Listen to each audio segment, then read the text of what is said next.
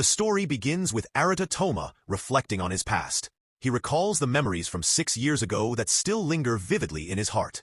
In that dull and painful life, he remembers having only one hero. That hero was none other than his big brother Ryu. The scene shifts to 6 years earlier, when Arata was just 11 years old. He was washing dishes while his brother, who was 12 at the time, helped beside him. During the washing, one plate slipped from Arata's hands and broke. Fear struck him as he thought to himself that their mother would once again beat him harshly for the accident. His mother entered the room in anger. She scolded him bitterly, asking if he wanted to be sent back to the nursing home. She reminded him that they had said he could at least help with the housework, yet she considered him useless. Terrified, Arata apologized, but his mother ordered him to take the trash out immediately. He quietly agreed. As Arata continued his chores, thoughts filled his mind. He told himself that his big brother could do everything, and he alone felt unworthy of living in that house. But when he looked up, he saw Ryu cleaning the dirt, and his brother winked at him with a smile. With cheerful encouragement, Ryu suggested that they take the trash out together. Arata felt a faint smile return to his face and agreed. The brothers went outside to throw away the garbage side by side. Arata reflects that his big brother was the only one he could truly open up to. Ryu always guided him and gave him comfort. Later, Arata sat watching television when a news report appeared on screen. The broadcast announced a Slayer's magic beast subjugation, praising the rising star Mr. Kisaragi, who had successfully defeated a silver-ranked demon. Filled with excitement, Arata admired Slayers. He thought of them as amazing people who fought to protect the world. But his mother suddenly appeared behind him and demanded to know what he was doing. Fear returned to Arata's face. She kicked him, furious that he had been told to do the laundry, but instead was watching television. She called him a useless brat. Arata, consumed by anger, glared back at his mother. She noticed his look and raised her hand to slap him, but Ryu stepped in. The strike landed on Ryu's cheek instead, and without hesitation he took Arata with him out of the room. Arata thought once again that his big brother was his hero, someone who always protected him. Yet guilt filled him. He felt that Ryu was suffering hardships only because of him. The two brothers later sat on the stairs together. Arata, gathering his courage, told his brother something embarrassing. He confessed his true dream, that he wanted to become a Slayer. He admitted that while it might not happen right now, once he became one, he would escape that place, take Ryu with him, and protect him. Ryu smiled warmly, placed his hand on Arata's shoulder, and reassured him. He told him that he could achieve it with his kindness and unshakable strength. Standing tall, Ryu declared that their training should begin that very day. Arata narrates how he trained like crazy to become a Slayer. With his brother always cheering for him, he truly believed that one day it would be possible. Those days, filled with effort and hope, became the happiest and most fulfilling time of his life. Yet, he recalls with heavy sorrow, he would never forget the day when everything changed. One afternoon, the brothers sat together when Arata discovered a glowing orb. Ryu's eyes welled up with tears of joy as he embraced his younger brother. He cried that God had seen Arata's efforts, and that his dream had finally come true. To Ryu, it felt as if he himself had won. He declared that Arata had been rewarded with a top-tier gold orb, a rare water attribute light orb. But before they could celebrate, their father appeared and seized the orb. He demanded to know where Arata had gotten something so valuable. He claimed it for himself, saying it was too good for someone like Arata. He insisted that he would keep it safe and would not let anything happen to it. Ryu shouted that the orb belonged to Arata, but their father kicked him in anger. He raged that what belonged to Arata was his and his alone. Arata cried out desperately for his brother as their father took the orb away, declaring that he would sell it for a high price. Arata narrates the bitter truth he learned. Bad people always took away what was precious without asking. No matter how many times it happened, the pain never faded, and he could never get used to it. He vowed never to forget. Their father later went to the Goto Corporation, where he sold Arata's orb to Takatora for 30 million.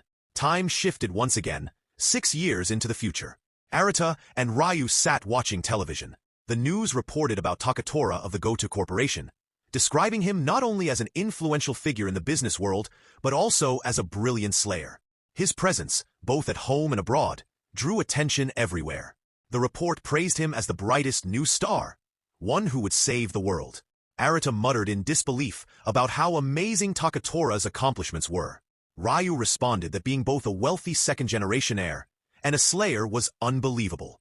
During the report, a reporter asked Takatora what kind of orb he had seen back then. Takatora proudly displayed his orb, a golden sphere glowing with a blue ring. He described the thrill and excitement he felt when it had chosen him, claiming that it belonged to him alone. Arata and Ryu froze as they watched. They both realized the truth. In all of Japan, there was only one golden orb of that type. It meant that Takatora held Arata's stolen orb. Their suspicions confirmed, they understood that their corrupt father had sold it to him. Arata thought bitterly that if he had gotten back that orb, he would have already become a slayer. Then doubts filled his mind, wondering if it had been impossible from the very start. Ryu, enraged, urged Arata to go with him to retrieve the orb, insisting that Takatora had cheated his way into becoming a slayer. The brothers went to the Goto Corporation. Takatora's staff informed him of their arrival. Though he initially claimed to be busy, he allowed them in. Arata narrates how they asked about Tsubasa Toma, who had visited before, and because of that connection, they were granted entry. Arata realized then that Takatora truly was connected to his father. Seeing Takatora in person, Arata thought to himself that this was the man. Ryu introduced himself politely as Ryo, the son of Tsubasa Toma, and declared that he had come to reclaim the gold orb their father had traded away. Takatora feigned ignorance, asking what trade they were talking about. Ryu, filled with anger, accused him directly. He told him not to play dumb, because he hadn't earned the orb himself. Takatora quickly caught on, and asked what they really wanted. He wondered aloud if it was money. Ryu refused, and said they only wanted the orb, for it belonged to his brother. Takatora pushed them forward, insisting he wanted them to see something. Ryu resisted, demanding the orb instead, but Takatora led them into a dark room, where a sinister magical fissure radiating negative energy awaited. The brothers were shocked at the sight. Takatora left them there, locking them in. With disdain, he thought to himself that he had no time to waste on the poor. He declared inwardly that they should scatter like dust, like the wretched beings they were. Arata pounded on the door, shouting curses at Takatora and demanding it be opened. Panic filled his thoughts as he realized what awaited them. At this rate, they would be consumed by the dark soul and transformed into magic beasts. The fissure surged forward, heading toward Arata, but Ryu shoved him aside. The corruption pierced Ryu's body instead. Tears welled up as Ryu asked his brother if he was okay. He urged Arata to listen, telling him that he would become a top-tier slayer one day. Arata screamed out his brother's name, his voice filled with despair. The corruption spread, and Ryu transformed into a beast before his eyes.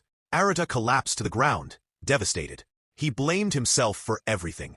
He thought it was his fault, and he asked why it had happened, where it had gone wrong. He questioned if it was because he had dreamed of becoming a slayer, or because he had wished to reclaim his orb. He tormented himself with guilt, wondering if all of it was his responsibility. But then, clarity burned inside him. He realized it was not his fault. The blame lay with the selfish people who had stolen everything from him. Flames of vengeance ignited within Arata's eyes.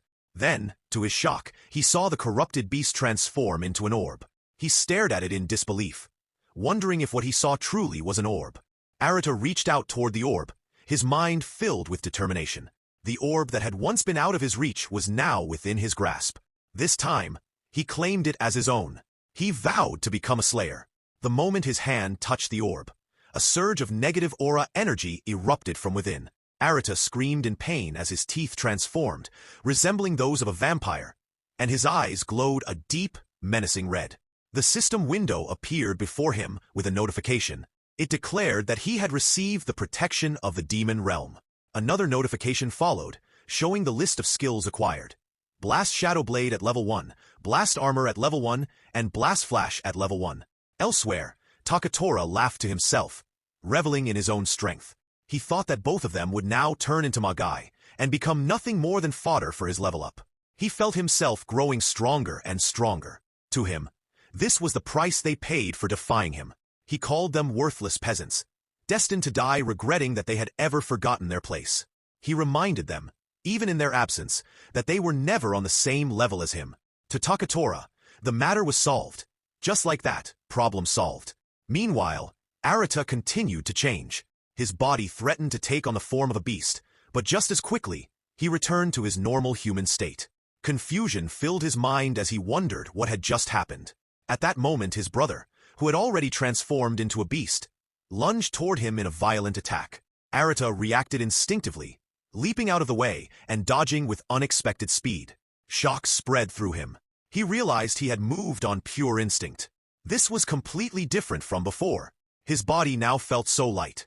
Before him, another system window appeared, showing his level, his health bar, and other stats. He wondered if he had truly become a slayer. Ryu, still consumed by his beast form, charged forward again. Arata cried out, desperate to reach him. He called for his brother to calm down, begging him not to become a magic beast, not to let it consume him. The system showed a progress indicator, 83%. Arata swore that this time it was his turn to save his brother.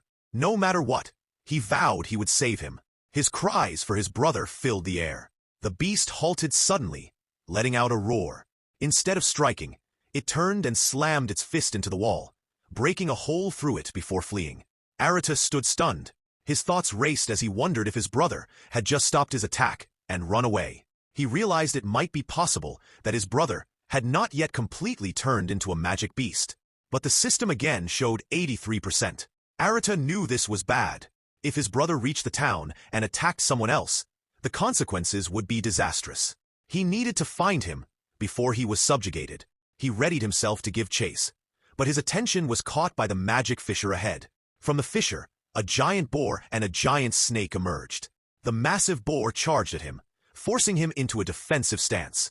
Though the attack did not cause serious harm, Arata recognized the danger and cursed the distraction. He knew he had no time for this. The boar struck again with overwhelming force, sending Arata crashing into a wall so hard that it cracked beneath the impact. The strike had been powerful enough to send him flying. Arata realized he had underestimated the strength of a magic boar's attack. He knew he had to end this fight quickly, so he could go after his brother. He reminded himself that he was now a slayer. With his new skill, he could take it down. Flames of aura erupted from within him. Black powder filled the air around him, making him pause. He realized it was the blast, exactly as described on his status screen. The power of the blast itself. Out of the black powder, the boar reappeared, charging again at full speed. Arata braced himself. His thoughts raced as fear clawed at him.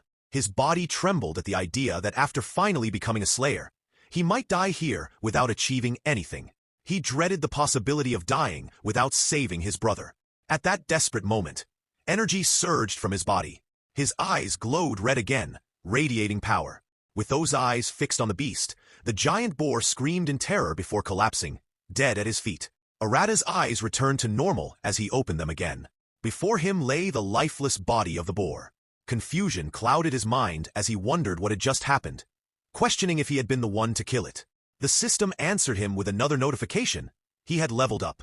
Arata spoke to himself, realizing it was because he had beaten the creature. He wondered if this meant his stats were now stronger. But then he shook off the thought. None of that mattered right now. The only thing that mattered was finding his brother.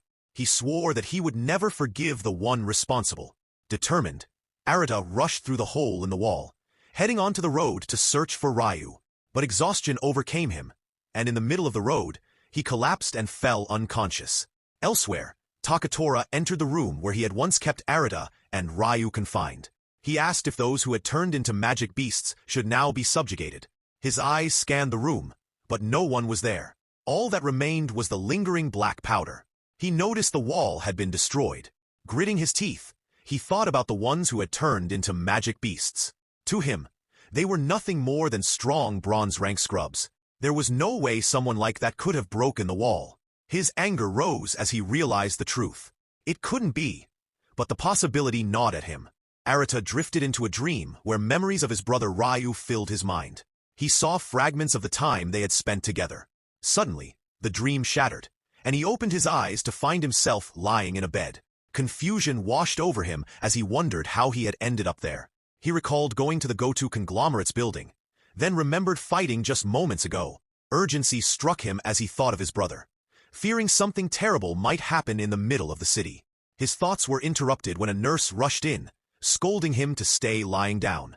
Startled, he stammered, But before he could explain, the green-haired nurse told him they had received a call saying he had collapsed on the roadside. She pointed out that his wounds clearly came from fighting a Magai.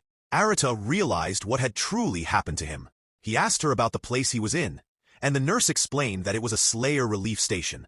She told him such cases were common, with rookies often going overboard in their first fights. Arata thought about the station, wondering who could have brought him all the way there, but quickly decided there were more important matters to focus on. The nurse questioned him further, recognizing he was a rookie who didn't even have a badge. She advised him to join a guild as soon as possible, warning that without support from a guild and the Slayer Association, he would not survive. Arata insisted that he had somewhere he needed to be, but she sternly told him to rest. Before long, someone called her from outside, and she told Arata to wait there before leaving the room. Moments later, Arata overheard voices outside. Two people were speaking about the Magai that had appeared near the Goto conglomerate, saying it was still at large. At once, Arata's thoughts turned to his brother. The news about him had already spread this far. The men continued speaking, mentioning reports of an unidentified slayer accompanying the Magai. They discussed the guild's search and worried that if he entered a magic fissure, they might not be able to handle him. Arata's mind raced as he realized the guild was after his brother. If things continued like this, they would attempt to subjugate him. He resolved to find his brother quickly and protect him. Soon after, the nurse returned to his bed, apologizing for the delay. She asked if he had filed for his reward money, reminding him that some people forgot from time to time. But when she looked at the bed, Arata was gone, leaving her in shock. Arata had already slipped away, running through the halls with determination. He thought about the chance that his brother might be inside a magic fissure, and decided he had no choice but to comb through them one by one. Suddenly, an announcement echoed across the city. A magic fissure had appeared, and the target area was Asajiri. Residents were ordered to evacuate immediately. Arata's heart pounded as he thought about the timing. It could only mean one thing. Before him, a magic fissure opened.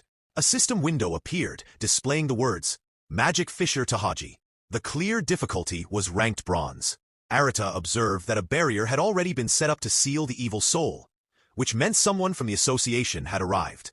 But no slayers had shown up yet, which gave him hope that his brother might be hiding inside. Though it was his first time entering a fissure, and the bronze rank filled him with hesitation, he forced down the fear. Every slayer had gone through this before him, and he resolved to step forward. He entered the fissure as the system window confirmed commencement of the capture. Inside, the world looked entirely different from outside, its strange atmosphere pressing in on him. He thought he would only know the truth if he went deeper.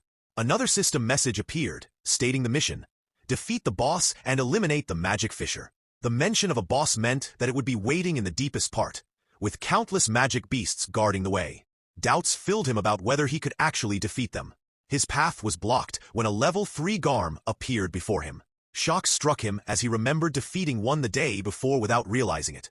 But this time he knew he had to face it head-on. He decided to push forward, cutting down the smaller enemies along the way. His only plan for now was to use the skill he had. He summoned his weapon, the Soot Shadow Blade, and felt a rush of relief when it appeared successfully. The Garm attacked fiercely. Arata raised his blade and clashed with it. But the beast bit down on the weapon with strength. Forced backward, he realized that even a weak enemy carried overwhelming pressure. Still, he reminded himself that he had trained alongside his brother for this very moment. With renewed determination, he advanced, slashing his blade until the Garm was torn apart. A system notification confirmed his growth, showing his level rise from 3 to 5. But more Garms soon appeared, surrounding him. He panicked at the sight, realizing how terrifying bronze-rank monsters could be. At his current level, he doubted his ability to defeat all of them and reach the boss. The thought of them attacking all at once filled him with dread. Yet he knew he had no choice but to fight. He longed to use the mysterious skill from yesterday, but his trembling hands betrayed him. He could not figure out how to activate it. His stamina began to drain rapidly, and despair clawed at him. The Garms tore into him, and he screamed in pain. At that moment, flames erupted around him, incinerating the beasts instantly. Someone had appeared, wielding a power far beyond his own. Arata looked up to see the figure. His right arm was armored with a radiant golden gauntlet embedded with a glowing red gem, its design resembling a blazing sun. Flames and sparks surrounded his body, his presence commanding and powerful. His serious expression burned with intensity as he addressed Arata, remarking on the strange skill he had just attempted. Arata thought about the technique, amazed at its strength, and wondered if this man had been the one to unleash it. The figure stood tall, radiating fiery energy, and revealed that he had received a call from the association about an unidentified slayer. He demanded to know if Arata was the one.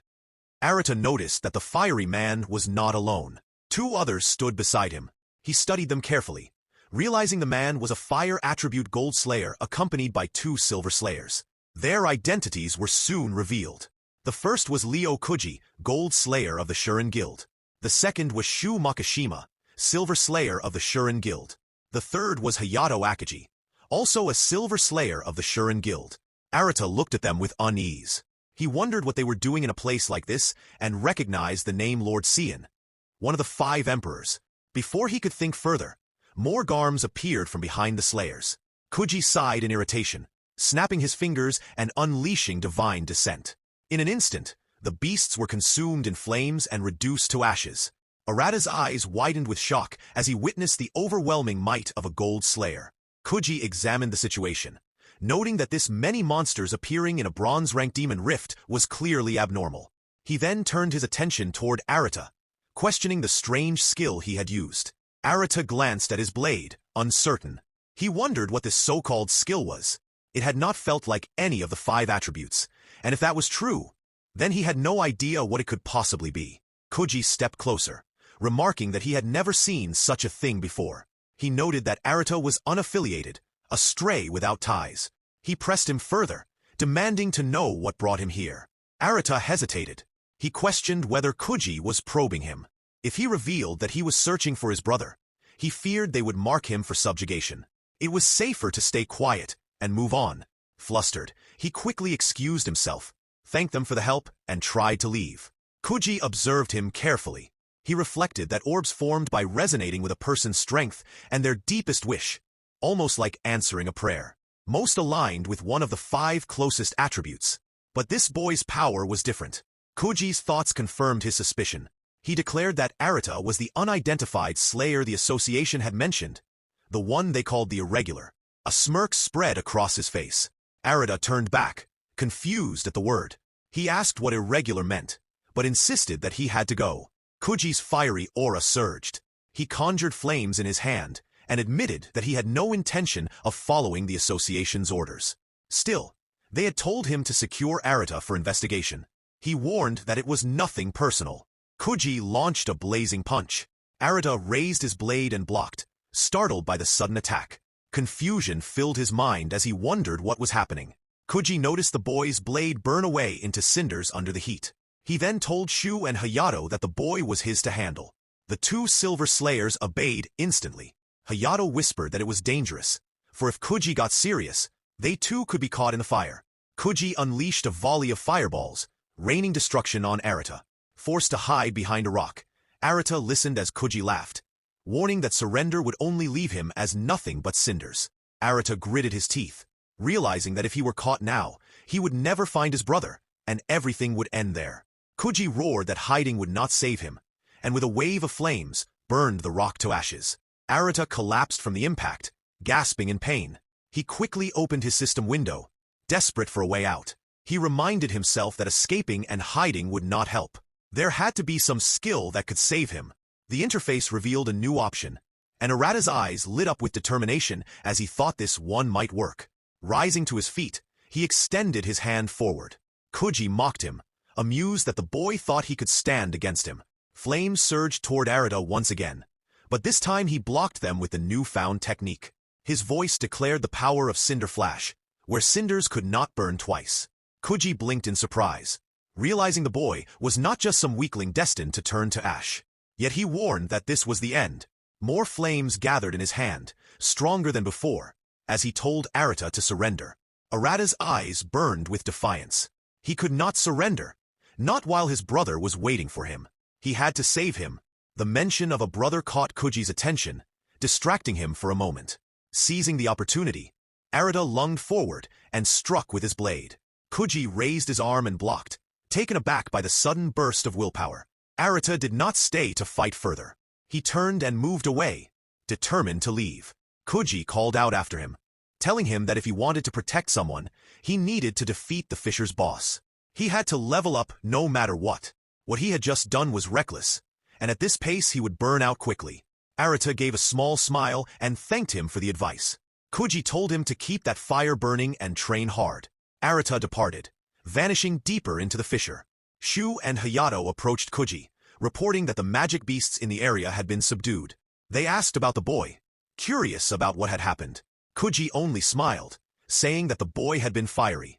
The two Silver Slayers exchanged looks, wondering if their leader was in an unusually good mood. Kuji ended the matter there, telling his team it was time to move and crush the fisher boss. Meanwhile, elsewhere, an announcement rang out in the Navy Guild. A magic fisher alert had been issued. A fisher had appeared in Shurjino Forchome. Urgency filled the air as orders were given. A girl was asked if she could handle it. She responded with determination. Her identity was revealed as Adi Ikiyumi, Silver Slayer of the Navy Guild. Arata reached the place where the news about the magic fisher had come from. He thought about the report and realized that in the end, he still could not find his brother. The system window had displayed the message that the magic fisher boss was defeated and instructed all to exit the fissure within 10 seconds. Arata believed that Ryo was probably the one who had taken it down. At the same time, announcements were being made. The Slayer Association and the Guild declared that they would protect everyone as best they could and asked for immediate reports if anything unusual happened. Arata, however, thought bitterly that such words were meaningless now. If orders were ever given to capture the phenomenon, he knew he could not rely on the association or the guild. He understood that he would have to handle it himself. Suddenly, another announcement echoed with urgency. A magic fisher alert was declared again. Arata realized it was happening once more. Everyone's phones buzzed at the same time with warnings. A new fissure was occurring in Shurjino District 4, and residents nearby were told to evacuate immediately until Slayers arrived. The repeated alerts filled the air, and panic spread. People rushed in all directions, desperately trying to save their lives. Arata thought quickly. Shurjino District 4 was close. Normally, the association would send Slayers immediately and seal off the area. He understood that he had to reach it before other Slayers showed up. Without hesitation, he started running. As he hurried forward, another fissure suddenly opened right in front of him. The system window appeared, announcing a new magic fisher named Hezend, marked with a difficulty level of bronze. Arata realized this was his chance. The area had not been sealed off or cleared yet. He could only hope that his brother was inside. Before he could act, someone stopped him, warning him that this fissure was off limits. Two bronze-tier slayers from the Navy Guild stood before him, identified as Hanamida and Ishinari. Hanamida questioned him, noticing he did not have a slayer badge, and mocked him. He ridiculed Arata as a low-level nobody who had failed to join any guild. He insulted him further as a pathetic normal slayer who could not even fight properly. A poor soul who had drawn the worst lot in the slayer gacha. Arata grew frustrated, wondering who these people even were. The two declared that their master would be clearing the fissure, and that until then, no one else was allowed to enter. They insisted that a normal slayer like him would only die inside. Arata grew desperate, thinking only of getting inside as soon as possible. Hanamida continued mocking him, sticking out his tongue and saying they would not let him pass. By sticking to the rules, they would earn their share of the bounty, so he should simply back off obediently. Ishinari then unleashed his icicle needle technique. Arata narrowly dodged it with a leap, anger rising as he shouted that he was in a hurry. He warned them that if they wanted a fight, he would deal with them first. He rushed forward to attack with his blade, but Hanamida trapped him instantly, casting a mud trap beneath his feet. The ground swallowed him, leaving him unable to move. Panicked, Arata realized the ground had caught him and he could not escape. Hanamida mocked him once again, explaining that his swamp was bottomless. If Arata failed to get out fast enough, he would die. With a sneer, he warned him to watch out and called him a wild slayer. At that moment, a new voice interrupted them. Ichiko appeared, shouting at them in anger. Arata was shocked, realizing that it was Silver Slayer Aoi Ichika. He wondered why she was there.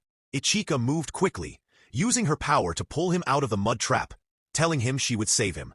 Once he was freed, Ichika demanded to know why slayers were fighting among themselves. Arata explained that the two were stopping him from entering the fissure. Ichika understood and explained further. Lately, there had been a rise in magic fissure raiders who rushed to conquer them personally. Before any proper investigation could be done, they would raid fissures for personal gain. She could hardly believe it. Hanamida and Ishinari reacted nervously to her presence. Hanamida noted that the guild master trusted her to provide support. Ishinari, however, muttered that she was only a support type and that their actions were for their master. They tried to assure each other not to be scared. But in the end, they decided they had to stop her no matter what, and they launched an attack on Ichika. Annoyed, Ichika muttered that the sudden assault irritated her. She hated fighting, but she prepared to defend herself. She turned to Arata, telling him they would have to fight together against the two. Arata admitted that he had never fought with others before, but reluctantly agreed. She thanked him, then channeled her support magic into him.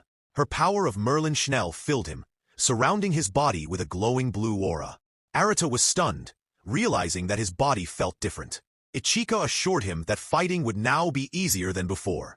She promised to keep supporting him with her skills, asking him to focus on taking them down. Arata accepted and charged at the two enemies with incredible speed. Seeing this, Hanamida and Ishinari panicked. They noticed that Arata was moving much faster than before and realized that he was using her support skill. With newfound strength, Arata unleashed his Soot Slayer blade and struck them both, knocking them out instantly. He felt a rush of energy, thinking that his body felt unbelievably light. He understood that this was the result of her support skill. Curious about what had happened to his stats, he checked his status. The window revealed his attack at 20, defense at 10, and mana at 90. Shock ran through him. His mana rise was insane. Ichika checked on him, asking if he had slashed them with the blade. Arata clarified that he had only hit them with the back of his weapon. Relieved, she admitted that was good and mentioned how embarrassing it was that these attackers had been from her own guild. Arata thought about it, realizing she was a water slayer, which meant she was from Takatora's guild. Ichika thanked him, acknowledging that he was pretty strong, and then asked for his name. He introduced himself as Arata. She introduced herself as Ichika from the Navy Guild, and asked about his guild. Arata hesitated, embarrassed, since he did not belong to any guild. Before the conversation could continue, they noticed Hanamida and Ishinari fleeing. The two shouted that they would have to report the incident to their master Takatora. The mention of Takatora's name left Arata shocked. Ichika muttered about that man, noting how he was doing things like this, and decided that she would have to report it to Rei. Arata's thoughts burned with anger as he cursed Takatora to himself. Ichika refocused and told Arata that they needed to clear the place quickly. She noted that guild members would be arriving soon, but insisted she could fight alongside him. With Rei's permission, she offered to go ahead together. Arata asked in disbelief if she meant with him. She explained that even lower-ranked areas had been showing abnormal situations lately, and that she was more skilled at support anyway. She reminded him of the buff earlier, the one that had made fighting easier. Arata agreed wholeheartedly, thanking her for making such a difference. She smiled, insisting they clear the fissure together. She acknowledged that it might be dangerous for him to act alongside a Silver Slayer, but the magic fissure was right in front of them, and they could not pass it up. Arata accepted without hesitation. She agreed enthusiastically, and declared that they should go. Ikiomi instructed Arata to follow her closely, and he agreed with determination. A gate appeared before them, and the system displayed a message announcing the commencement of the capture of the magic fissure West End. They stepped inside, and began moving forward. The place shocked Arata with how filthy it was. Ikiomi explained that the inside of a magic fissure was another dimension, unpredictable in its form, so they had to stay cautious. Arata agreed, and kept moving. As he looked around, he noticed no signs of any magic beasts, or even his brother. Though he had not expected to meet him so easily, he was still anxious. Remembering Kuji's warning that in his current state he would turn to ash in no time, he vowed to use this opportunity to learn how to fight and focus on leveling up. At that moment, a monster appeared. Both were surprised to see a goblin of level 3. Arata, though nervous, reminded himself that goblins were the weakest among magic beasts. With his blade, he cut its throat while calling out his attack. When it was defeated, he smiled with relief, convinced he could handle this much. Soon, a group of goblins appeared, which left him unsettled. He doubted whether he could fight them all, But Ikiyomi used her power to strengthen his status and urged him forward. With renewed courage, Arata charged at the goblins, defeated them, and rose from level 5 to level 6. Ikiyomi praised his efforts, noting that with her support he could even handle a bronze-rank opponent. Grateful, Arata acknowledged her buff skills and admitted he could feel power surging through him. Ikiyomi grew overjoyed at his compliments, boasting proudly that she was known as the linchpin of guild support. While she spoke, another goblin tried to ambush her from behind. Arata noticed and called out in panic. Ikiyomi, startled, quickly cast a water shield around herself to block the attack, then struck back with her water flash skill, killing the goblin.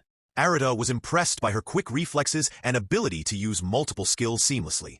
He realized her level of experience was far beyond his, and that he needed to become just as strong. Ikiyomi noticed him standing still and asked what was wrong. Nervously, Arata admitted that he wanted to grow stronger quickly and fight in a way that allowed him to protect people like her. She smiled and understood. Suddenly, a massive number of goblins surrounded them. Ikiyomi remarked that Arata would first have to fight a whole lot. Shocked by the irregular situation, Arata wondered how so many had gathered, but Ikiyomi remained calm. With her support skills, she acted like a drill sergeant, once again boosting his strength and urging him to fight. Fueled by her encouragement, Arata charged into battle. He defeated goblins one after another as system notifications appeared repeatedly, showing his levels rising. Determined to level up, he pushed through, while Ikiyomi cheered his progress. Soon, the system confirmed he had jumped from level 6 to level 10 in one go. Another notification followed, granting him a new skill called Blast Cannon at level 1. Even as he tried to process this, another large wave of goblins arrived, far greater in number than before. Ikiyomi grew frustrated, realizing barriers or simple attacks would not be enough. They needed to strike before being overwhelmed. She asked Arata if he could attack from a distance. He thought back to his new skill and decided to adapt like Ikiyomi. Activating Blast Cannon, he fired at the goblins, tearing through their bodies with precise strikes. One by one, they fell until he had cleared them. Ikiyomi smiled at his performance, and Arata felt relieved to have met her expectations. She then suggested they head for the boss, and Arata agreed. The system soon notified that his level had risen again, from 10 to 12. As they advanced, they reached a tunnel. Standing before it, Ikiyomi sensed the presence of the boss and warned Arata to proceed cautiously. He agreed, but before they could move further, a voice addressed them. They froze in surprise and looked ahead, where a monstrous figure sat holding a spear. The system identified it as the boss, an ogre at level 15. Arata froze when he saw the boss before him. He told himself this was no time to be intimidated. As his words left his mouth, the boss stood up. Arata noticed strange sounds coming from it and wondered if it was speaking in the language of the Magai, a tongue he could not understand. The boss gave no response and instead raised its spear, releasing thunder that surged toward both him and Ikiyomi. Ikiyomi stepped forward and told Arata to leave it to her. She cast her water shield to protect them, but the thunder was too strong. The power of lightning overwhelmed her barrier, shattering it completely and knocking her to the ground. Shocked, Ikiyomi realized that this was bronze rank power, and it carried the lightning attribute.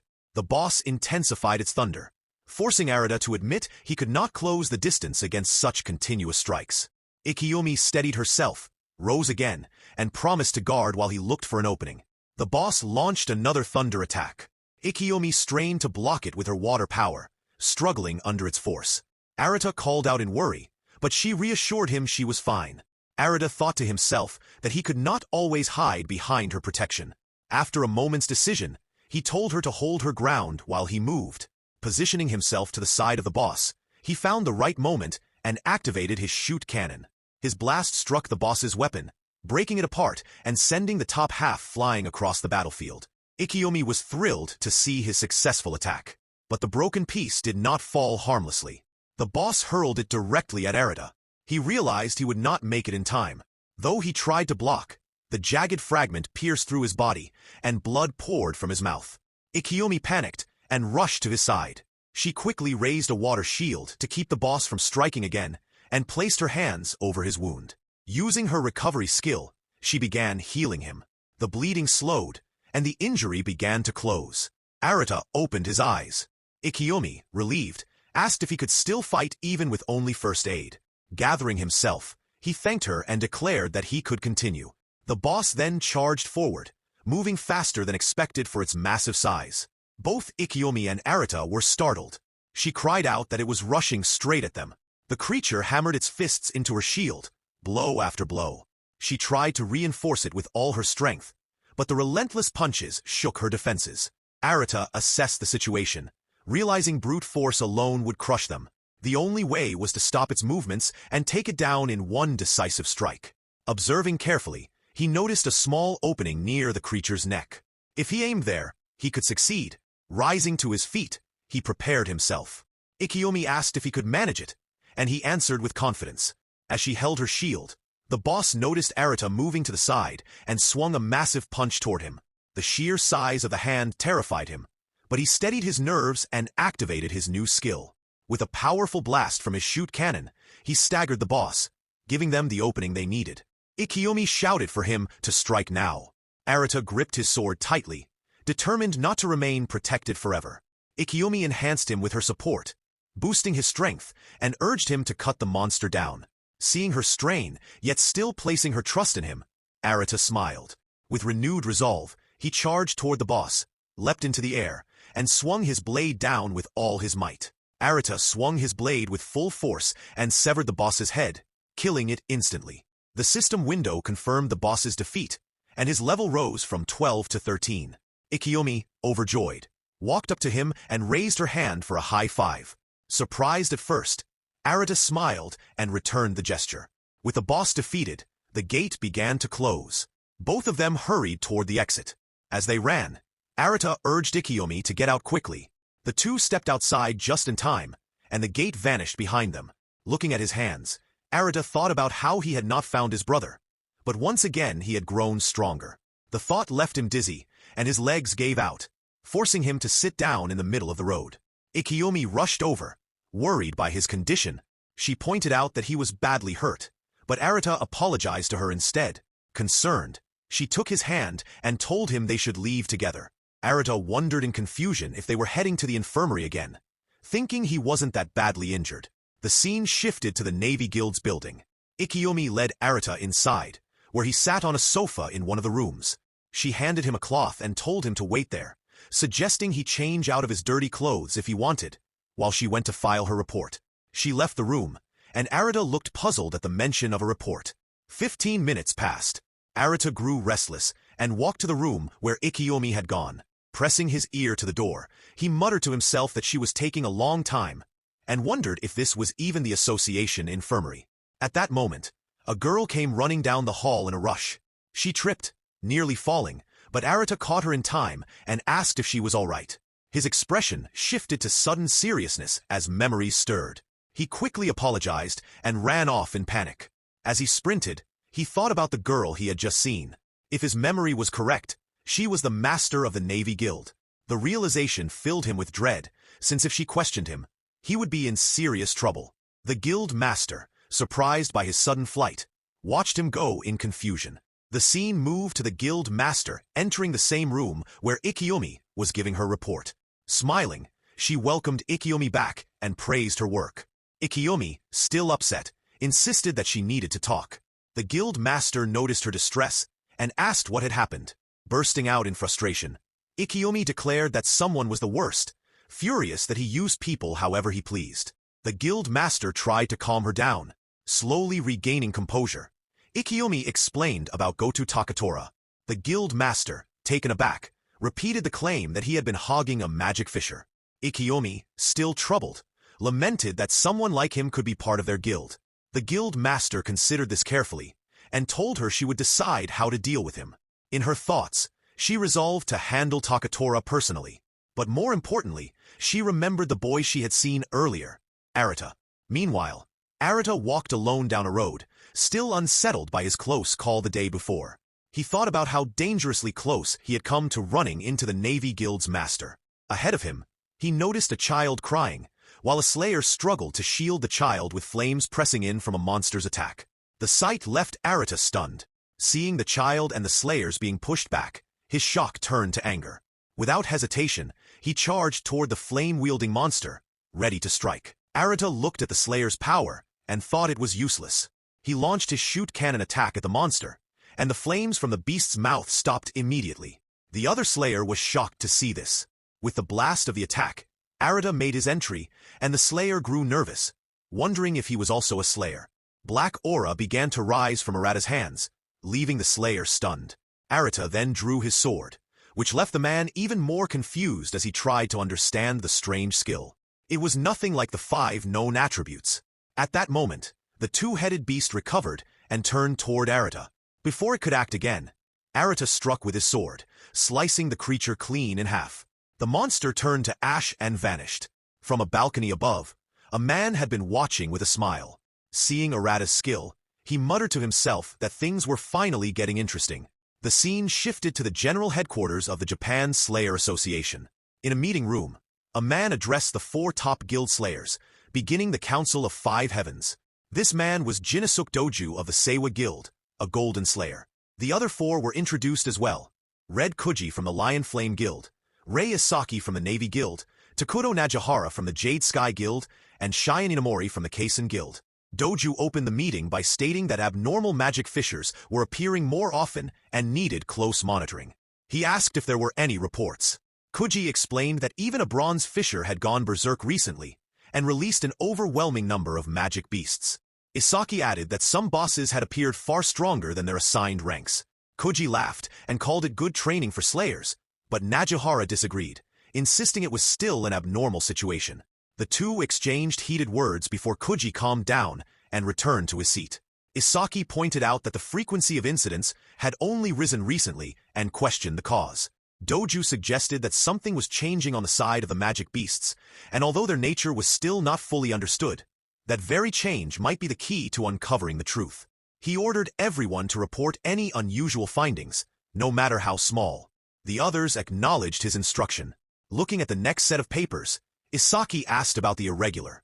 Doju confirmed and explained that while little was known, intelligence suggested this figure was moving between fissures without ever registering as a slayer. Isaki noted that his reasons were still a mystery, but that such behavior raised suspicion of changes happening among slayers as well. She revealed that someone like that had appeared at their guild the day before, someone with a skill unlike anything ever seen, as reported by Ikiomi, though he vanished soon after. Hearing this, Najihara thought about the strange skill.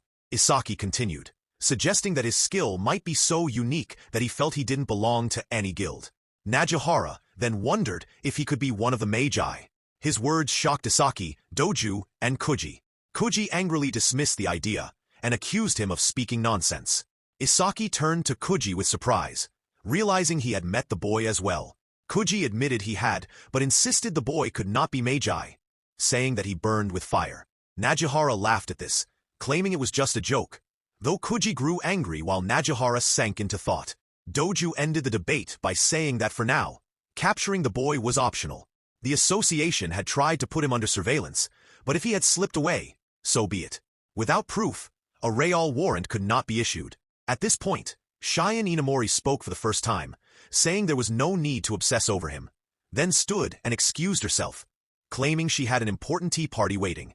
As she left, she noticed a camera above the door and stopped in surprise. The meeting returned to Doju, who reminded everyone not to overlook even the smallest changes and to be ready for anything, as the battles ahead would only grow harsher. Somewhere else, someone was secretly watching the council's meeting on their screen. On the screen, it was revealed that the one watching the council meeting was Takatora. As he observed, he thought to himself that even the gods 7 and the 5 heavenly kings considered the irregular a dangerous troublemaker. He realized that the boy had become a presence too significant for both the guilds and the association to ignore. If he could capture him, his influence within the association would grow, and conflicts would cease. His thoughts sharpened as he considered his plan. To him, it was like killing 2 birds with 1 stone. The most important step to capturing the irregular was gathering information. Based on what he had collected, the irregular possessed a skill of light, and the other person from that time had likely undergone a magi transformation. With this reasoning, he deduced where Arata must be at the moment. Rising from his chair, he decided he would deal with this dangerous element sooner rather than later. Soon after, a new gate appeared in the middle of a crowded street. Panic spread among the public as they screamed and fled, calling for slayers to arrive. Arata spotted the gate and moved toward it, intending to raise his level further. Just then, Takatora appeared before him, blocking his path. Arata's anger flared instantly at the sight of him. Takatora provoked him, remarking that it had been a long time since he had shown himself, mocking him for still clinging to life. He declared that Arata had no freedom and would be apprehended to face the association. Arata furiously shouted back, demanding that he stay out of his way. Ignoring this, Takatora taunted him further, bringing up the day when his brother had transformed into a magic beast. He sneered that Arata's brother was now on the run, a disgusting monster. The words struck Arata deeply, filling him with rage. Takatora continued, promising to dispose of his brother himself. Arata erupted with fury, shouting that Takatora had gone too far, and unleashed his burst cannon at him. Takatora only laughed at the attack, recognizing it as the same unusual blast skill from before. With ease, he erased it using his ice power. Arata was stunned that his attack had been destroyed so easily. Determined, he rushed forward with his sword, but Takatora dismissed it as too slow and useless. He countered with his Ice Beast Fong, a beast-shaped power that smashed into Arata. Despite trying to block with his sword, Arata was thrown back. The attack struck fast and heavy, leaving him rattled. Takatora mocked him, asking if that was all he had. He dismissed the irregular strength as nothing more than an unseen technique with no meaning. Arata forced himself up again, frustrated that even his burst cannon and blazing shadow blade had been neutralized so easily. He began to question if victory was possible against a Golden Slayer. Seeing him rise again irritated Takatora, who questioned if he still had the strength to resist. In response, Arata used a smoke screen, filling the area with thick clouds. Takatora assumed he was trying to escape, but quickly noticed the incoming streams of smoke, realizing it was a diversion. With his ice power, he formed a sword and destroyed the smoke, declaring he could read such a tactic. From within the haze, Arata suddenly charged and clashed against him, their swords meeting head-on. Arata shouted that this would be Takatora's end, but Takatora only laughed. He declared his ambition to rise as one of the 5 heavenly kings, to seize the Deep Blue Guild, and to bring the association under his control. Arata responded with defiance, insisting he would never allow it, and that Takatora was unfit for such a position. Takatora scorned him, declaring that the lowly should remain crawling on the ground. He claimed to live in a different world from trash like Arata, boasting that even his sword was far beyond Arata's. The words enraged Arata, who revealed the truth. The orb had originally been his. If Takatora had not stolen it, his brother would never have become a magic beast. He screamed that it was all Takatora's fault, and launched into a blind fury of attacks. Takatora blocked them, but recognized a sudden surge of intensity, far greater than before. Still, he reasoned that even if Arata had awakened, this was the limit of his strength. Yet, as he fell back under the pressure, Arata was shocked to see him retreat. Takatora then proposed that he surrender quietly and let himself be captured. He unleashed his Ice Emperor's prison, freezing the ground around them. Arata's legs were caught in the ice, locking him in place. Panic spread through him as he realized he could no longer move. Takatora then summoned sharp shards of ice and launched them at him. They struck with a devastating blast, leaving Arata gravely injured and unconscious. Takatora approached the fallen boy, mocking him as pathetic for passing out from such an attack. He muttered that he could lie to the association however he pleased, then raised his sword to finish the job. But before he could strike, 2 figures arrived, forcing him to stop. It was Rei Isaki and Ikiyomi, both glaring at him with furious eyes. Takatora's reckless fight with Arata was interrupted when Rei Isaki arrived, her voice sharp with anger. She accused him of causing chaos in the city center by clashing with another slayer in public. Takatora, unfazed, remarked on the guild master's sudden appearance, but Isaki revealed that she had been keeping an eye on him and knew he acted freely whenever she was not present. He defended himself by pointing out that Arata was an irregular, yet Isaki challenged him, questioning if that gave him the right to beat Arata so mercilessly. While this confrontation unfolded, Ikiyomi rushed to Arata's side, reassuring him and healing his battered body with her powers. Arata slowly regained consciousness, recognized Isaki, and tried to rise, but Ikiyomi insisted he remain still and rest. Even so, his fury toward Takatora burned through, leaving Ikiyomi unsettled by his reaction. Takatora taunted her for helping the irregular, warning that doing so would put her against the association. But Isaki dismissed him, pointing out that no capture order had been issued and that she would file a report herself, placing Arata under Navy Guild surveillance. Takatora laughed at her resolve, but Isaki shut him down, declaring that she and Ikiyomi would personally supervise Arata and that he would not be allowed to interfere. Irritated, Takatora reminded her of his rank as a Golden Slayer and pressed closer, suggesting they expand the Navy Guild together with the backing of the Goto Corporation. Isaki's patience snapped, and she warned him not to come any closer. Smirking, Takatora left, vowing that she would one day recognize his strength and righteousness.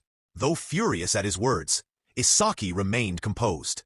Once he was gone, she ordered Ikiyomi to take Arata to the infirmary while she stayed behind. Arata awoke later in the Navy Guild infirmary, confused about where he was. As he tried to get up, Ikiyomi appeared, asking if he planned to run again. Seeing her startled him, and she admitted she had many questions, but also noted Rei's unusual delay. Her cheeks turned red as she spoke. Then she left suddenly, muttering about a bad feeling and telling Arata to stay put. Outside, she worriedly searched for Isaki, only to find her wandering nearby. Relieved but exasperated, Ikiyomi pulled her along, asking how she could get lost in such a simple place. Isaki, embarrassed, admitted she had followed the signs but somehow lost her way. Ikiyomi scolded her for being so hopeless with directions despite her incredible strength, a thought that left her quietly puzzled as she dragged the guild master back to Arata's room. Inside, Ikiyomi apologized for the delay. Arata listened quietly as she questioned why he had fled the guild earlier and why he had fought Takatora so fiercely. Isaki then stepped forward, explaining that by operating unregistered, he had drawn the association's attention as an irregular. She told him that if he registered as a slayer, he would gain protection, rewards, and support, and asked if there was a reason he could not do so. Arata stayed silent, his mind consumed with worry for his brother. Sensing his unease, Isaki made the decision to step away, announcing they would leave it for now. Ikiyomi lit up with excitement, realizing this meant they could finally go out. Though she wondered if Rei would be all right, her thoughts quickly shifted toward dinner, and soon the three of them were seated at a restaurant. Arata found himself staring at the meat on the table, his mouth watering. He realized he had not eaten a proper meal in a long time, and thought about resting for a bit before resuming his search for his brother. Ikiyomi encouraged him to eat freely, reminding him it was on the guild's tab, while Isaki echoed the offer with calm assurance. Torn between guilt and hunger, Arata finally gave in, thanking them and digging into the food with delight. The taste overwhelmed him. It was refined, light, and unlike anything he had eaten before. Ikiyomi enjoyed her own portion happily, while Isaki agreed with her. Watching them, Arata quietly wondered if he would have ever shared a meal like this with them had he not obtained the orb. Isaki, noticing his tension, explained she simply wanted him to relax and started with small talk. She reminded him that as a new slayer, he could ask her anything. Ikiyomi enthusiastically pointed out that even guild members rarely had the chance to speak directly with Rei. Seizing the opportunity, Arata asked how guilds located magic fissures. Rei explained the process of fissure prediction, likening it to earthquake forecasting. Factors like geomagnetism, gravity, and past cycles of disturbances were analyzed and combined, though accuracy was only about 60%. Arata absorbed the explanation carefully, relieved to have his doubts cleared. Ikiyomi, however, noted with surprise how casually Rei was treating him. Before the moment could last, Rei's phone buzzed with an urgent warning. Rapid geomagnetic fluctuations and spatial convergence had been detected, predicting a magic fissure near the LK building in Nogawa within the hour. The alert also warned of the possibility of high-rank or even super-rank monsters. Rei immediately shifted into command, calling on Ikiyomi. She responded without hesitation, ready to go. Arata, fired up with determination, demanded to join them as well. Isaki eventually allowed Arata to join the mission, but only under Ikiyomi's watch. She acknowledged that Arata and Ikiyomi were working well together, yet warned that letting his guard down could be fatal. Arata slammed his hand on the table with determination, promising to clear the task. Inwardly, he reminded himself that the fissure was rated silver rank, possibly even higher. He had leveled up enough until now.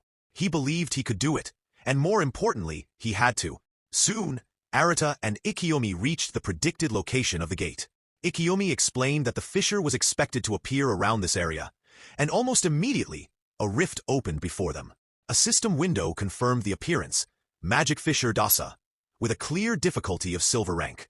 Arata recognized the prediction had been correct, and when Ikiyomi asked if he was ready, he assured her with full confidence. Together, they rushed into the gate. Another system message announced the commencement of the capture. Inside, they arrived in what looked like ancient ruins. Arata questioned the strange worlds hidden within these fissures, and Ikiyomi explained they were said to be other realms where magic beasts lived. No one knew for certain, and though most disappeared when the boss was defeated, she believed some places did not. Arata noted the silence and lack of enemies, but Ikiyomi hushed him. She could hear something approaching. From beneath the ground, a sandworm emerged, level 25, striking at them before diving back into the sand. Ikiyomi quickly realized it was hiding again and focused on the sounds. She warned that more were closing in, several of them, surrounding the two before they even noticed. Concerned, she asked what they should do. Arata told her to leave it to him. He pressed his hand against the ground, concentrating. He visualized the soot spreading, sensing vibrations in the sand to detect their movements. Through this, he could feel the enemy's approach. Sword in hand, he waited until the creature surfaced again. With his new technique, the Soot Shadow Blade, he struck, slicing the monster into pieces and watching it disintegrate. Relieved, he thought to himself that as long as he knew their locations, he could fight them. Ikiyomi, impressed by his method, compared it to whack-a-mole and marveled at his ability. Arata explained that during his time in the infirmary, when his body was unable to move, he had thought deeply about new possibilities for his power. By visualizing spreading the soot thinly and connecting with it, he had developed this technique. It was his first attempt in battle, and it had worked perfectly. He then examined the aura around his hand, realizing the soot could be used in many ways beyond just combat. Ikiyomi praised him again, noting that he had not been wasting time but preparing himself. She declared that at this pace, they could handle the situation. Energized, Arata continued to strike down the remaining worms until exhaustion set in. He wondered aloud if they had cleared the area, and concluded that only the boss remained. As they advanced further, Ikiyomi reminded him not to lower his guard, and Arata agreed. They soon entered an area that appeared to have once enshrined something. The sight unsettled Ikiyomi, and she admitted to a bad feeling. Arata agreed and stayed alert. Suddenly, the ground behind them split open, and a massive worm emerged. Arata assumed it was another of the same species, but Ikiyomi corrected him, noting its much larger size and dangerous stinger. The monster attacked from behind, but Arata countered, insisting the same move would not work twice. With his Soot Shadow Blade, he cut through half its body, though the rest slipped back underground. Arata revealed that he had already spread his soot deep beneath the surface, making it impossible for the monster to hide. Ikiyomi praised his strategy, telling him he had grown stronger. Her words made him smile. Looking at her, Arata acknowledged inwardly that he truly had become stronger. And with Ikiyomi by his side, he felt capable of taking on silver-rank monsters or even stronger foes. His confidence was immediately tested as a far more dangerous presence loomed ahead. From the darkness, a colossal monster approached, identified by the system window as Death Scorpion, level 29. Arata and Ikiyomi faced a massive monster, believing it to be the true boss.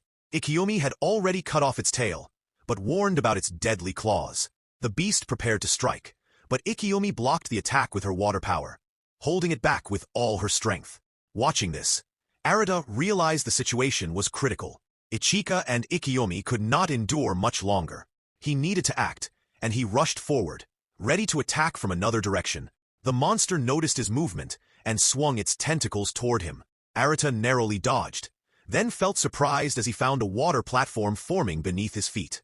Ikiyomi had created it for him, urging him to use it. Arata thanked her and rode the water platform upward, soaring through the air.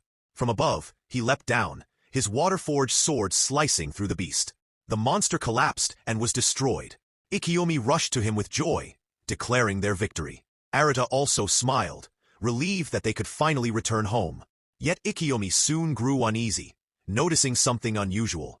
Despite the monster's defeat, no system notification appeared. She explained that the clear notice was missing, something that had never happened before. Arata questioned her concern, but then he too realized the fissure had not closed. He admitted she was right, and wondered if it was possible for a fissure to remain open even after the boss was slain. At that moment, an unfamiliar voice echoed. Arata froze in shock as a new figure appeared. It spoke with amusement, claiming the fight was over the moment the monster's tail was severed. The strange being, a humanoid Magai, remarked on the poison that had been wasted and admitted it had enjoyed watching the fight. Arata stared in disbelief, recognizing the creature as a Magai. Both he and Ikiyomi were stunned that it could talk. Ikiyomi had never seen such a being before. The Magai revealed its ability, reviving the fallen monster through vassalization. It explained how it controlled creatures from a distance, guiding them and forcing them into unpredictable moves to kill slayers. Ikiyomi, shocked and furious, questioned the concept of vassalization. The realization struck her. This Magai had been controlling the boss all along. The Magai confirmed its dominance and mocked them, offering another battle. It restored the monster completely, declaring it a waste not to use its full power. After reviving the beast, the Magai stepped back, content to observe. Arata was unsettled as he realized the creature could control monsters even after they were torn apart. He and Ikiyomi launched a combined assault with their special techniques, cutting the monster down once more. Watching its servant fall, the Magai mocked the outcome as pathetic. It then extended an offer, suggesting that Arata should become its vassal instead, promising to keep him fighting even if his arms and legs were severed. Ikiyomi's anger deepened as she demanded to know what this creature truly was. The Magai opened another gate before them, stating its boredom with the place. It invited them inside, promising a grand welcome, before vanishing into the dark portal. Arata's mind raced as he processed what he had just seen. A fissure within a fissure now stood before them. He realized the Magai might be hijacking fissures and gathering bosses. Ikiyomi agreed, noting this place felt darker and more sinister than any fissure she had encountered. She insisted that if they wished to clear it, they had no choice but to enter. This, she believed, was where the true battle began.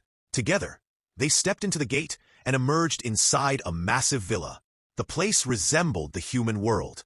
As they moved deeper inside, Arata commented on the strange resemblance. Ikiyomi warned him to be cautious and wondered if this realm was connected to their own. From above, a monster had been watching them and suddenly descended in an ambush.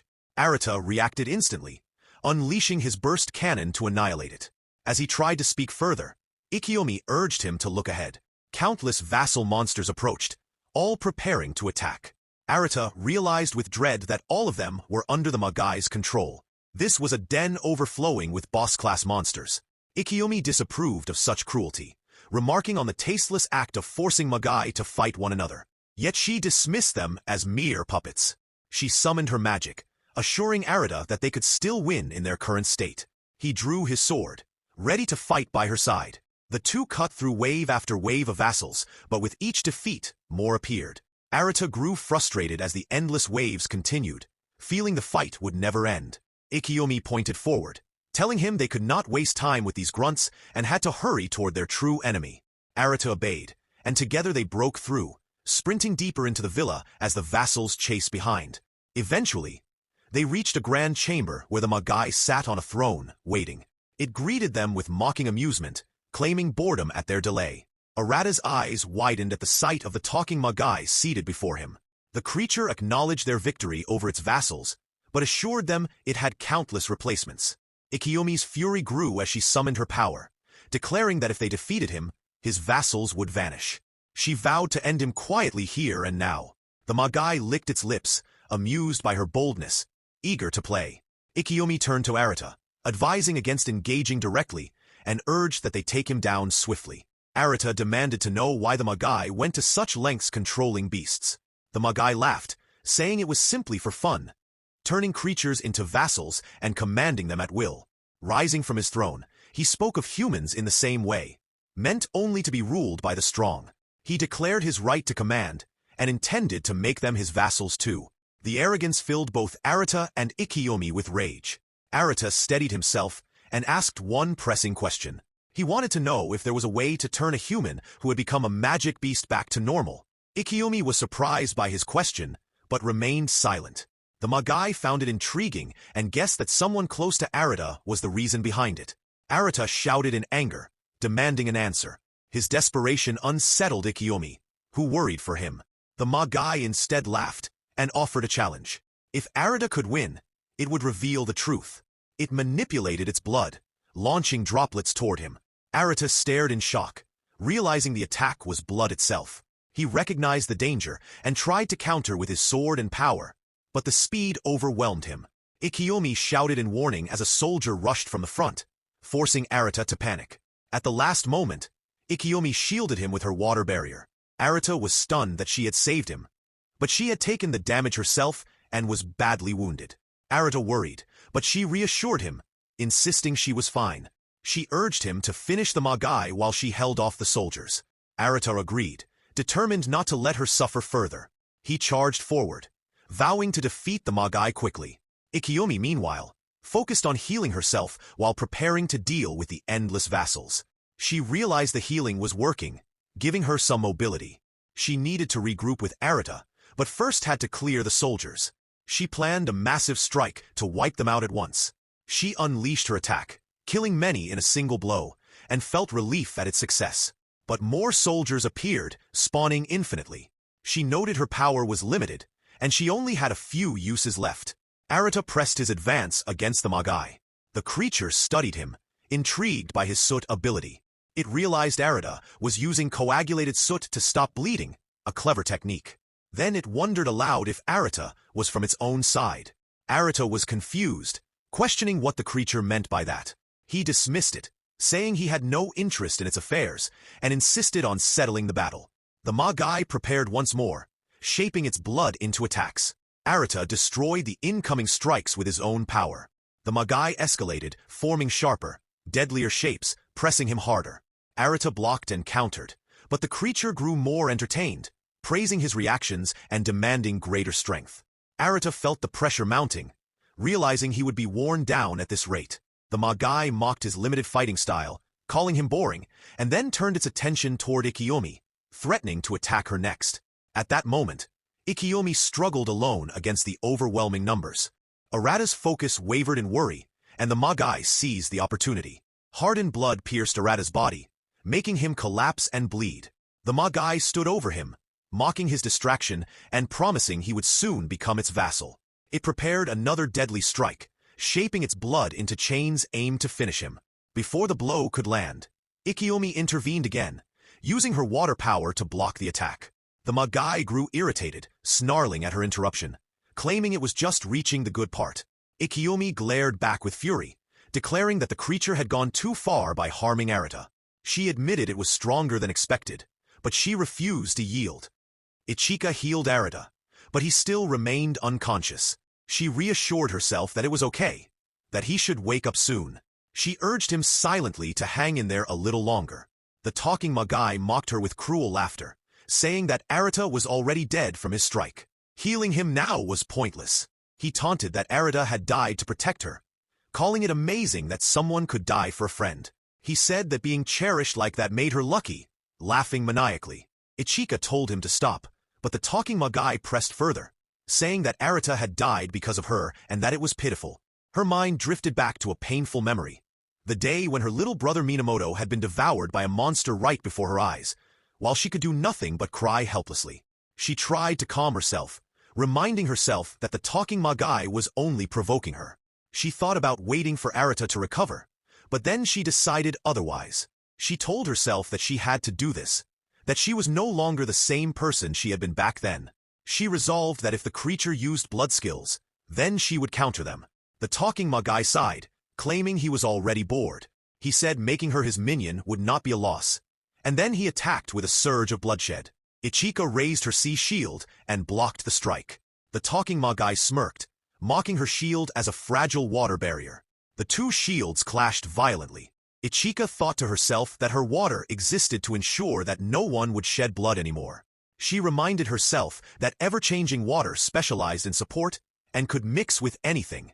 She had become a slayer and trained constantly for that very purpose. She then mixed her water shield with his blood shield. The talking Magai clicked his tongue, intrigued by her attempt to mix water with blood, but dismissed it as meaningless, boasting that he could produce plenty more blood. He unleashed even more. Ichika struggled, realizing that at this rate she would be overtaken by the sheer amount of blood.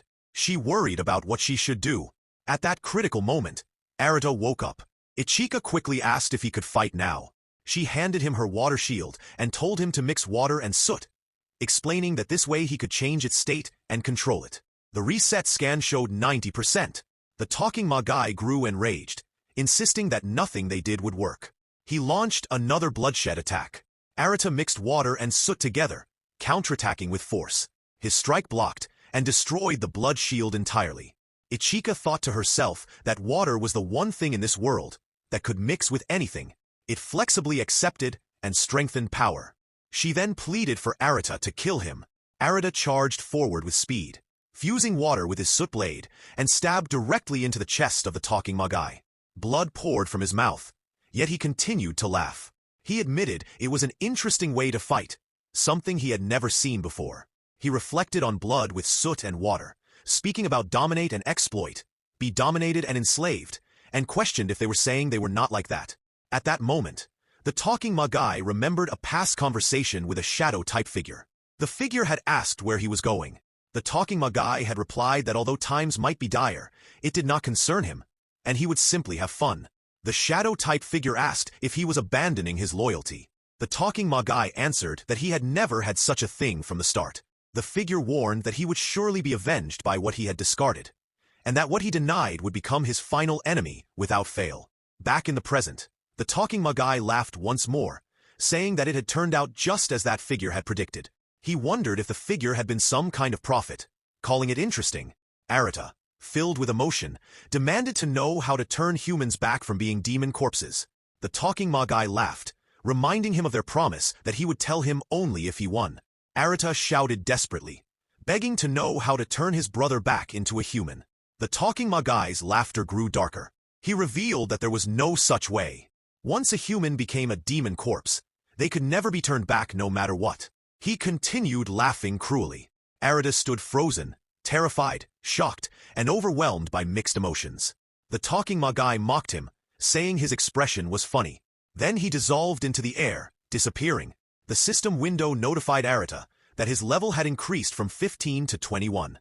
Ichika rushed to him, asking if his body was okay. She noticed something and pointed out that an item had dropped. She said this rarely happened, and maybe it meant he would receive a special skill. She urged him to use it since the opportunity had come. Arata thought about the skill called Minion Control. It was the same skill as the talking Magai had used. He felt disgusted and said he did not want to use something like that. The system window opened with a notification. The skill Minion Control had been unlocked. It explained that this skill allowed the revival and control of any deceased being as a minion. Revived minions would retain no memories from their life, and would only obey their master's commands while gaining certain enhancements. Arata and Ichika stepped out of the magic fissure. Arata remembered the words of the talking demon corpse, the cruel claim that once someone became a demon, they could never return to being human. Ichika looked at him with concern. She asked if he was okay, and brought up his brother. She reminded him that the demon corpse had just said those things. Yet she believed that if they kept fighting together, surely they would find some way. Arata admitted that even if humans who became demon corpses could never return, he still wanted to save his brother. When it came to his brother, he would never give up. Meanwhile, inside the Navy Guild, Ray spoke with Ichika about the matter. Ray remarked on how unfortunate it was regarding Arata's brother. The reset scan showed 87%. Ray then reasoned that if what the talking demon corpse had said was true, then Arata's power really did share the same origin as demon corpses. Because of that, maybe it would be safer to capture him and keep him under association surveillance after all. Ichika slammed her hands on the bench and shouted in protest. She begged them to wait, insisting that even if his power had the same origin as demon corpses, Arata would never harm people. She said she had understood that truth from fighting alongside him. She declared that if something ever happened, she would stop him herself, even if it meant taking such responsibility. Ray finally accepted her resolve. Ray said that for now, if her body was okay, she should go home and see how things developed. During that time, Ray would also consult with the association. Ichika agreed. Arata then returned home after so many years. The place was filthy and cluttered. He thought to himself how dirty it was.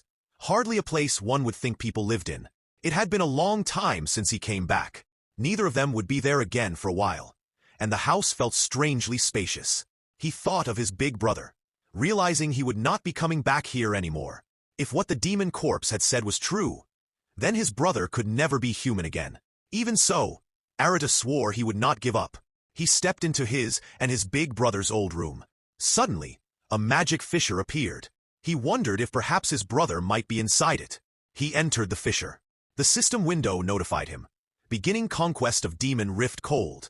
As Arata walked deeper inside, he felt something nostalgic about the place. He decided to keep moving forward for now. Nothing came out to attack him, leaving him confused about what was happening.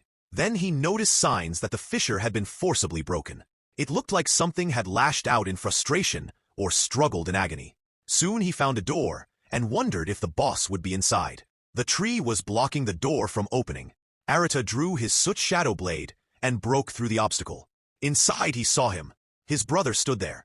Though in truth, this was the beast boss Adele. Yet to Arata, this was his beloved brother. Tears streamed down his face with joy. He said at last they had finally met after so long. Telling him how much he had searched, he scolded him softly for shutting himself away in a place like this, confessing that he had been everything to him. He asked if he was okay, and told him they could go home together, back to their house. Memories of the time he had spent with his brother flooded his heart. But Adele, now fully transformed into the beast boss, struck him with a powerful punch, sending Arata flying. Arata cried out that it was him, his brother, that it was Arata, and he swore he would save him at any cost.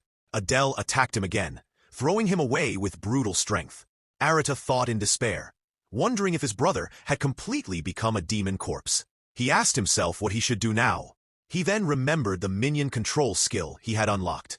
The system window displayed the details once again. Skill unlocked. Minion control. Can revive and control any deceased being as a minion. Revived minions retain no memories from life and only obey their master's commands while gaining certain enhancements. Arata rose to his feet with his Soot blade in hand. He considered it, but his heart sank. He thought about making his big brother into a minion. The thought pained him deeply. In that tense moment, someone hidden nearby was secretly watching him from behind. Adele once again struck Arata with a powerful punch. Yet Arata did not fight back, because for him, Adele was not a boss but his big brother. Even as he collapsed to the ground, he continued to call out repeatedly, crying for his big brother. Adele, however, kept striking him without pause. Arata's heart whispered an apology to his brother, regretting that he had failed to protect him back then. Compared to his brother's suffering, he believed his own pain was nothing. Suddenly, Adele was sent flying back as someone struck him with immense power. Arata, shocked by the interruption, asked if his brother was okay. A cold voice answered, mocking him for still playing Slayer despite forgetting the lesson from last time, calling him pathetic and announcing that his long-awaited hero had arrived. Arata clenched his teeth in anger when he realized it was Takatora. Rage filled him as he warned Takatora not to interfere. Takatora only taunted him further, questioning whether he was trying to protect a demon corpse. He recognized Adele as that very corpse and saw the situation clearly. Arata demanded to know why Takatora was in a place like this, even daring to enter their demon rift. He declared it was enough. Takatora responded that a slayer's duty was to clear demon rifts and help citizens. He claimed Arata was a dangerous irregular element whose movements needed to be tracked, revealing that everything Arata did with the Deep Blue Guild was already leaking out. Arata unsheathed his sword. Takatora followed, drawing his own blade, declaring that if Arata was protecting a demon corpse, then he was equally guilty. Under the banner of justice, Takatora vowed to dispose of him without complaint. Arata attacked first, but Takatora easily blocked the strike. Takatora mocked him, asking if he truly had the luxury to protect that demon corpse. Arata's heart screamed that his big brother was not a demon corpse. But Takatora unleashed the flow of his sword upon Adele, striking him down. Arata cried out with all his strength, calling for his big brother. Takatora questioned if he truly intended to protect Adele in this way, threatening to strike again if Arata continued looking away. Arata shouted for him to stop and vowed he would defeat him here. He attacked again, but Takatora blocked the strike once more, belittling him as a bottom feeder. Takatora promised to freeze and slice apart the filthy demon corpse along with him. Arata staggered back from the force of Takatora's energy.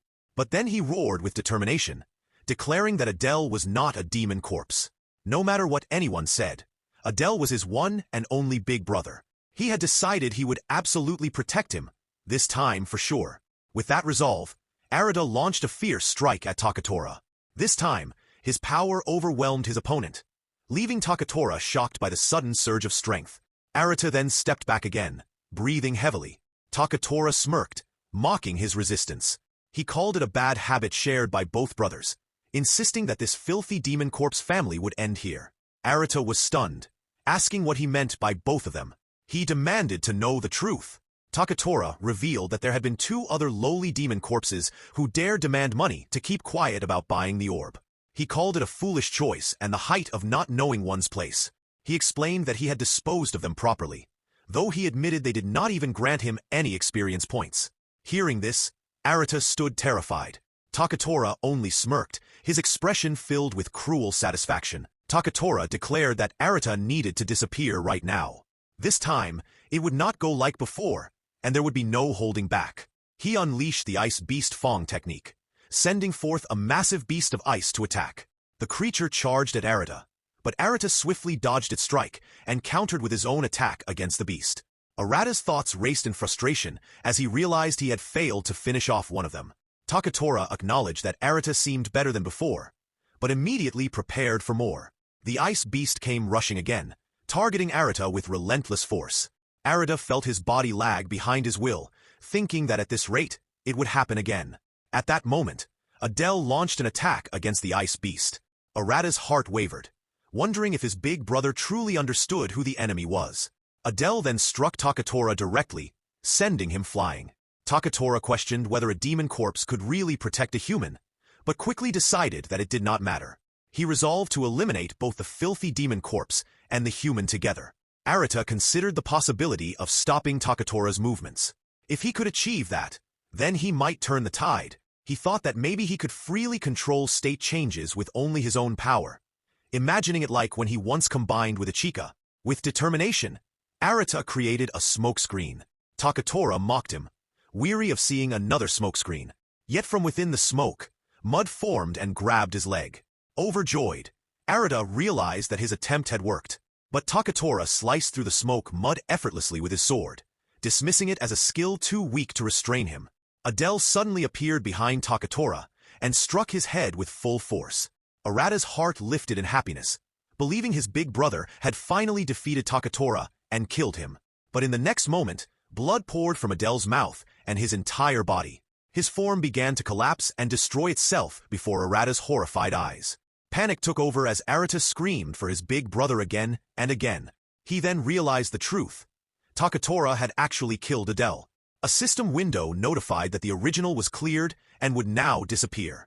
Takatora sighed at Arata, reminding him that he had warned him not to get cocky. He mocked Arata's belief that he was different from back then, ridiculing the nonsense that learning to use skills could make him think he could win. Takatora admitted that he had truly been underestimated. Arata's expression turned cold as he swore he would kill Takatora above all.